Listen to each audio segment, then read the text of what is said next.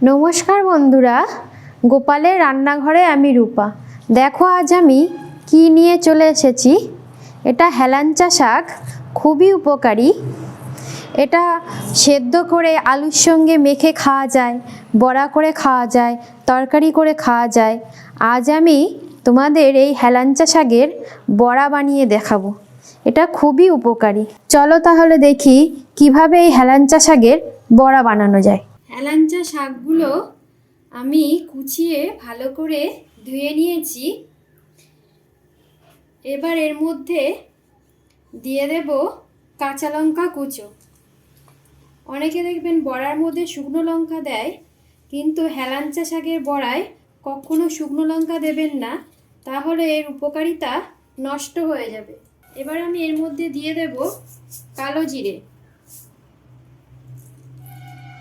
এবার দিয়ে দেব অল্প একটু বেকিং পাউডার। এবার দিয়ে দেব 1 চামচ চিনি। এবার দিয়ে দিচ্ছি লবণ। এবার দিয়ে দেব হলুদ গুঁড়ো। এবার সব কিছু একসঙ্গে ভালো করে আমি মেখে নেব। মেখে নিয়ে এবার আমি এর মধ্যে দিয়ে দেব বেসন। দিয়ে দিচ্ছি বেসন। এবার আমি ভালো করে সব কিছু একসঙ্গে সুন্দর করে মেখে নিচ্ছি।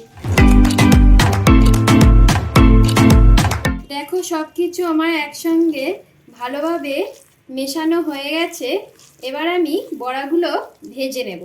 এখানে কড়াই বসিয়ে দিয়েছি, কড়াইয়ে তেলও গরম হয়ে গেছে। এবার এইভাবে ছোট ছোট করে বড়াগুলো আমি ঢেলে দিচ্ছি।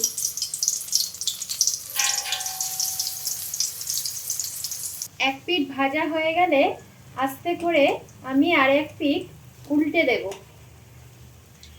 এই বড়াগুলো আমার ভাজা হয়ে গেছে, এবার আমি তুলে নিচ্ছি।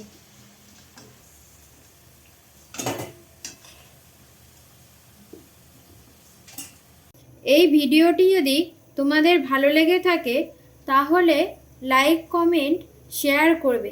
হরে কৃষ্ণ।